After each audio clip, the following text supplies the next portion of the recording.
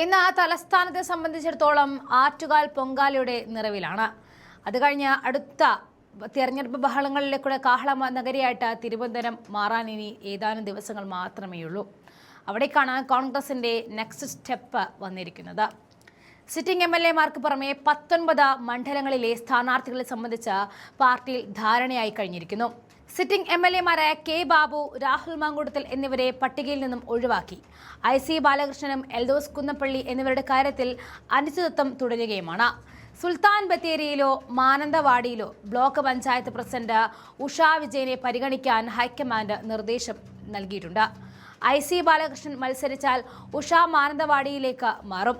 അല്ലാത്തപക്ഷം ബത്തേരിയിൽ ഉഷ സ്ഥാനാർത്ഥിയാകും. പ്രമുഖ നേതാക്കളുടെ പട്ടികയിൽ കെ മുരളീധരൻ വട്ടിയൂർക്കാവിൽ ജനവിധി തേടും. ബിന്ദു കൃഷ്ണ കൊല്ലം, ജ്യോതികുമാർ ചാമക്കാല പത്തനാപുരം, രമ്യ ഹരിദാസ് അടൂർ, ഷാനിമോൾ ഉസ്മാൻ അരൂർ, VT ബൽറാം തൃത്താല എന്നിവരുടെ കാര്യത്തിലും തീരുമാനം ആയിട്ടുണ്ട്.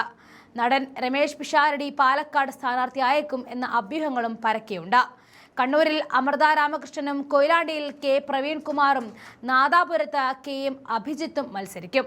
ചെങ്ങന്നൂരിൽ മറിയം ഉമ്മൻചാണ്ടിയും ബിനു ചുള്ളിയിൽ എന്നിവരുടെ പേരുകളാണ് പരിഗണനയിലുള്ളത്. മുസ്ലിം ലീഗുമായുള്ള സീറ്റ് കൈമാറ്റ ചർച്ചകളും പുരോഗമിക്കുകയാണ്. തിരുവമ്പാടി, പട്ടാമ്പി, കളമശ്ശേരി, കൊച്ചി സീറ്റുകളുടെ കാര്യത്തിൽ തീരുമാനമായാൽ ഇവിടങ്ങളിലെ പട്ടികയും പൂർത്തിയാകും. തൃശൂരിൽ BJP-ക്കായി പത്മജ വേണുഗോപാൽ വന്നാൽ TV ചന്ദ്രമോഹനെ കോൺഗ്രസ് ഇറക്കും. പത്മജയല്ലെങ്കിൽ ജോസഫ് ടാജറ്റിനെ തന്നെയായിരിക്കും നറുക്കു വീഴുക. OBC വിഭാഗം ചെയർമാനായി യുവ നേതാവ് രാജേഷ് സഹദേവനെ നിയമിച്ചതും പിന്നോക്ക വോട്ടുകൾ ലക്ഷ്യമിട്ടുള്ള കോൺഗ്രസിന്റെ നീക്കമാണ്. നിലവിലെ ധാരണ പ്രകാരമുള്ള സീറ്റുകളിൽ വിജയിക്കാനായാൽ കേവല ഭൂരിപക്ഷമായ 71 കടന്ന് അധികാരം പിടിക്കാനാകും എന്ന ആത്മവിശ്വാസത്തിലാണ് കോൺഗ്രസ് ഉള്ളത്.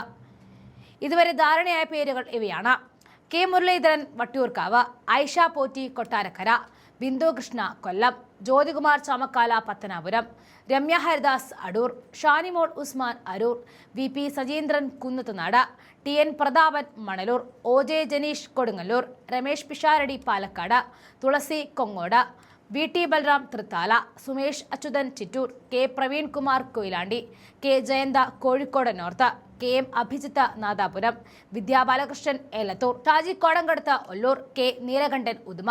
കോൺഗ്രസ് ചുവടുകൾ ഓരോന്നും കൃത്യമായി വെക്കുമ്പോഴും അടിതെറ്റി വീഴുന്ന CPM-നെയും അടുപ്പുകല്ല് കൂട്ടുന്ന പത്മജയുമാണ് കാണാനാകുന്നത്. ഇന്ന് ആറ്റുകാൽ പൊങ്കാല നടക്കുന്ന വേളയിൽ കരുണാകരന്റെ വീടിന് മുന്നിൽ പൊങ്കാലയിട്ട പത്മജ വാർത്തകളിൽ ഇടം പിടിക്കുകയാണ്.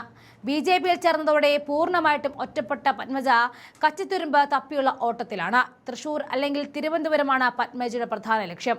പക്ഷേ വട്ടിയൂർക്കാവിൽ മുരളീധരൻ നിറഞ്ഞേൽക്കുമ്പോൾ പത്മജ ആ വഴിക്ക് പോകാൻ ഇടയില്ല.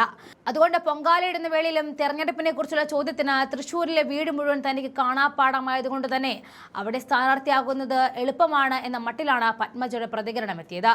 എന്തായാലും കോൺഗ്രസ് തെരഞ്ഞെടുപ്പിൽ ഓരോ ചുവടും മികച്ച രീതിയിൽ വെക്കുകയും CPM-ന്റെ ഓരോ ചുവടും പിഴയ്ക്കുകയും ചെയ്യുന്ന സാഹചര്യത്തിൽ ഇപ്പോഴും ഗതികിട്ട പ്രതിത്തെ പോലെ പത്മജ അലയുകയും ചെയ്യുകയാണ്.